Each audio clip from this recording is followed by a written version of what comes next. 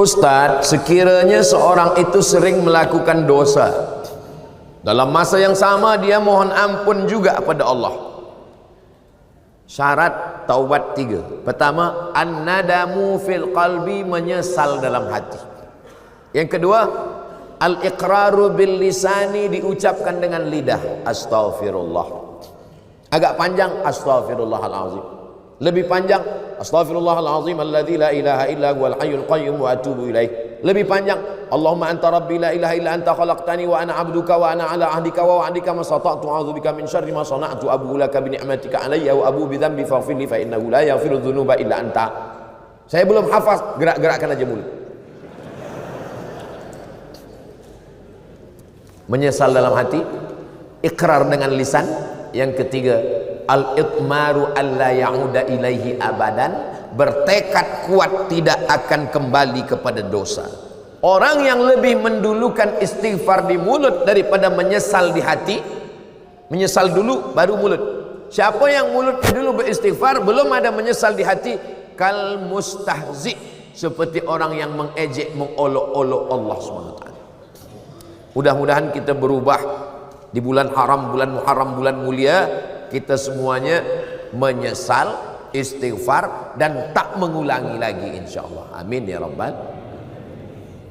Al-Fadil, Tuan Guru Ustaz Somad, apakah hukum membawa anak kecil ke masjid dalam masa yang sama membiarkan anak mengganggu orang sedang sembahyang? Ada namanya sobi, ada namanya mumayyiz, ada namanya amrat, ada namanya baligh. Baligh dah menimpi, dah baligh. Amrat dah tumbuh tipis, tipis macam saya ni lah, tumbuh tipis.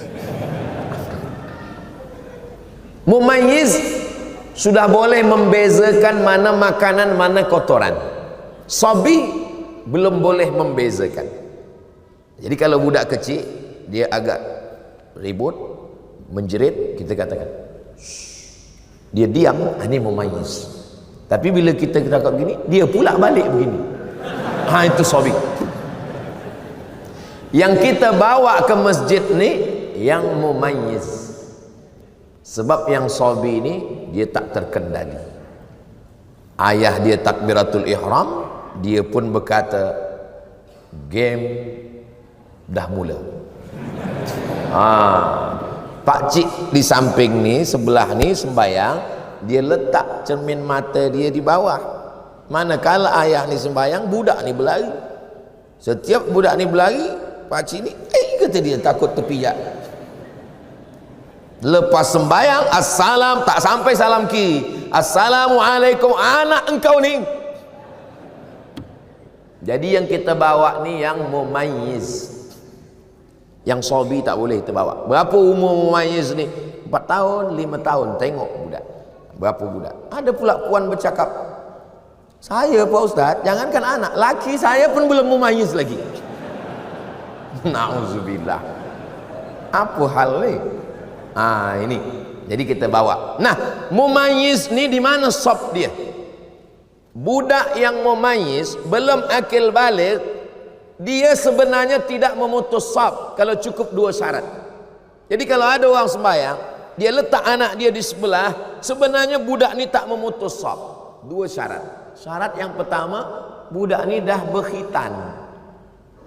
Jadi kalau budak kecil lahir 8 hari, akikah 7 hari, berkhitan, maka sesungguhnya sudah bersih. Yang kedua, wuduk dia betul.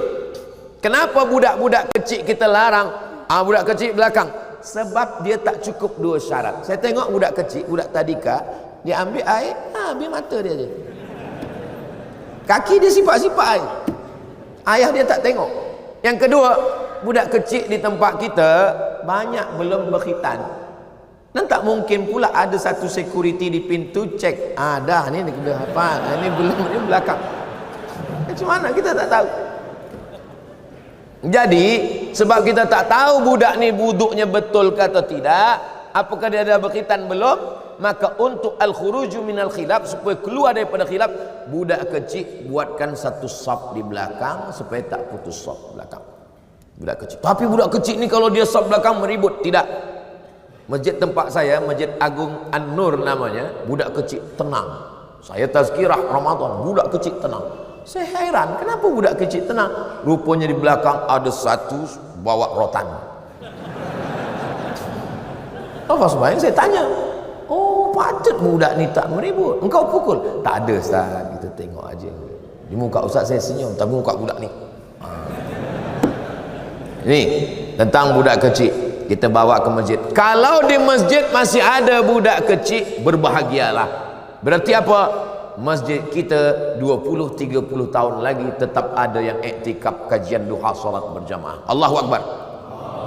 Tapi kalau di masjid sudah tak ada lagi budak-budak, oh, kita tak tahu. Masjid kita boleh jadi macam masjid di Andalusia. Masjid Andalusia tak ada lagi orang sembahyang. Datanglah turis datang ke Andalusia, dia tengok dah jadi museum, tak ada lagi orang sembahyang. Dia nak sembahyang pun tak boleh, forbidden, tak boleh sembahyang. Maka dia azan di situ, Allahu Akbar, Allahu Akbar. Polis heran, apa awak azan sini? Batu-batu ni dah rindu lama tak mendengar azan. Jangan sampai masjid kita menjadi masjid seperti di Andalusia, sebab tak ada lagi budak-budak sembahyang. Tapi tetap kita atur, jangan sampai balik dari masjid semua naik, marah naik. Kata puan di rumah, abang ke masjid nak hilangkan setan, aku berjumpa setan di masjid. Tiga, yang berbahagia Ustaz, apa hukum selepas solat terus melihat handphone?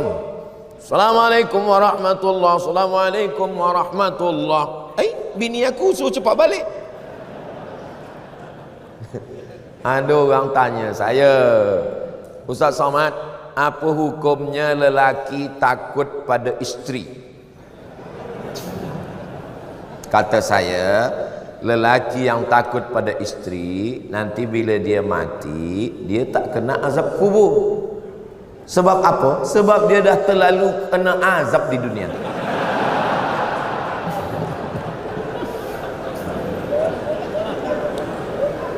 Yang ini tak usah ingat, yang lain tadi aja ingat. Sembayang tu apa? Apa sembayang itu? Aqwalun, ucapan, maknanya Al-Fatihah, rukun. Wa af'alun, perbuatan, tegak, mengangkat tangan, ruku, i'tidal, sujud, duduk antara sujud, salam, tasyahud.